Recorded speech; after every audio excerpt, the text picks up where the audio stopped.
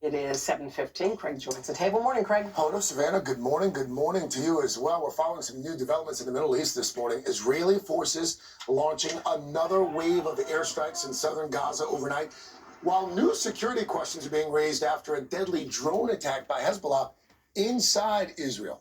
NBC's Erin McLaughlin is in Tel Aviv for us. Erin, good morning. Good morning, Craig. With fears of violence spreading in the Mideast, this morning the Washington Post is reporting that Israel is considering a more limited counterstrike against Iran aimed at preventing a full-scale war. This is the parents of an Israeli hostage killed by Hamas are speaking out for the first time since his death. As Israel prepares to retaliate for Iran's now 2-week-old missile attack, the office of Prime Minister Benjamin Netanyahu telling NBC News, "We listen to the opinions of the United States, but we will make our final decisions based on our national interests." That response coming on the heels of a Washington Post report, citing 2 anonymous officials familiar with the matter, saying Netanyahu told the Biden administration he's willing to strike military rather than oil or nuclear facilities in Iran. Just a day after the U.S. announced it's sending the THAAD missile defense system to Israel to bolster its air defenses. We found our air defense forces stretching from south to north, from east to west. Israel moving forward with dual ground offensives, both in Lebanon, targeting Hezbollah, and battling Hamas in Gaza, now described as a living hell.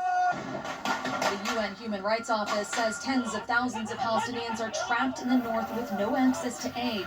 And this morning, the parents of Hirsch Goldberg Poland speaking out for the first time since their 23-year-old son was found executed by Hamas, along with 5 other Israeli hostages. His mother recalling the moment they learned the news. It was important to me to open the door before they got there,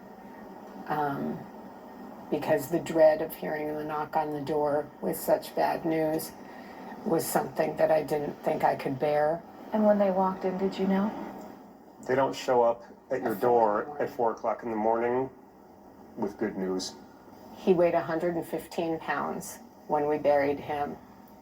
It's really critical that the world knows that that is how these hostages are being held.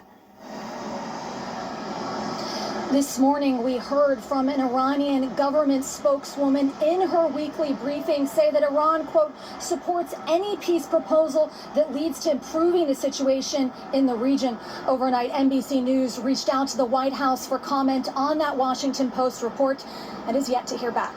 Craig. Erin McLaughlin for us there in Tel Aviv. Erin, thank you. We turn now to the NFL. 2 of the biggest stars